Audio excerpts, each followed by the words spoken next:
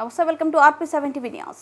నిర్మల్ జిల్లా కేంద్రంలోని పార్లమెంట్ ఎన్నికలలో భాగంగా ఈ రోజు ఉదయం సారంగపూర్ మండలం కేంద్రంలో ఉపాధి హామీ కూలీలతో కాంగ్రెస్ పార్టీ ఎంపీ అభ్యర్థి ఆత్రం సుగుణని అత్యధిక మెజార్టీతో గెలిపించాలని ఓటర్లను అభ్యర్థిస్తున్న నిర్మల్ డీసీసీ అధ్యక్షులు శ్రీ హరిరావు కాంగ్రెస్ గెలుపు ప్రతి ఒక్కరూ కృషి చేయాలని కోరారు. ఈ కార్యక్రమంలో కాంగ్రెస్ మండల నాయకులు కార్యకర్తలు పాల్గొన్నారు. 6 గ్యారెంటీలు తీసుకొని మీ ముందరకు వచ్చినాం. ఆ రోజు చెప్పినాం, మాకు ఓట్లు వేయండి, మమ్మల్ని అధికారంలో తీసుకురండి, ఈ 6 గ్యారెంటీలు అమలు చేస్తామని చెప్పినాం.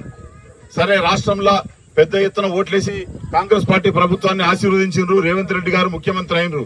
సరే, కారణాలు ఏవైనా నిర్మల్లో ఆ రోజు కాంగ్రెస్ పార్టీ అభ్యర్థిగా నిలబడ్డ నాకు ఓట్లు రాక నేను ఓడిపోవడం జరిగింది. పర్వాలేదు, ఓడిపోయినా గానీ మరి కాంగ్రెస్ పార్టీ రాష్ట్రంలో వచ్చింది కాబట్టి మేము ఆనాడు ఏవైతే వాగ్దానాలు చేసినామో అవన్నీ ఒకటొకటిగా నెరవేర్చుకుంటూ వస్తున్నాం.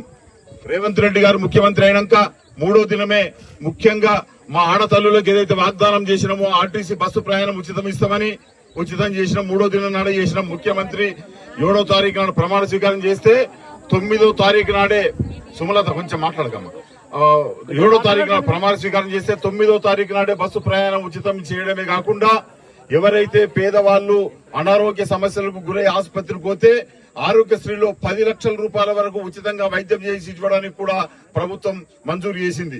దాంతో పాటు 5 ఎకరాలు, 10 ఎకరాలు, 50 ఎకరాలు, 100 ఎకరాలు ఉన్న రైతులకేమో వ్యవసాయానికి ఉచితంగా కరెంట్ ఇస్తున్నప్పుడు పేదలు ఎవరైతే 2 బల్బులు, ఒక ఫ్యాన్ వాడుకునే పేదవాళ్ళు ఉన్నారో వాళ్ళ ఇంటికి ఎందుకు ఉచితంగా కరెంట్ ఇవ్వకూడదని కాంగ్రెస్ పార్టీ వాగ్దానం చేసి ఆ రోజు చెప్పినాము, ఎన్నికల కంటే ముందు మమ్మల్ని గెలిపించండి, మీకు 200 యూనిట్ల వరకు కరెంటు ఇంటి అవసరాలకు ఉచితంగా ఇస్తామని. ఇవాళ ఇస్తున్న విషయం మీ అందరికీ తెలుసు. ఇస్తున్నామా లేదా? ఉచితం 200 యూనిట్ల వరకు ఉచితంగా కరెంట్ ఇస్తున్నాము.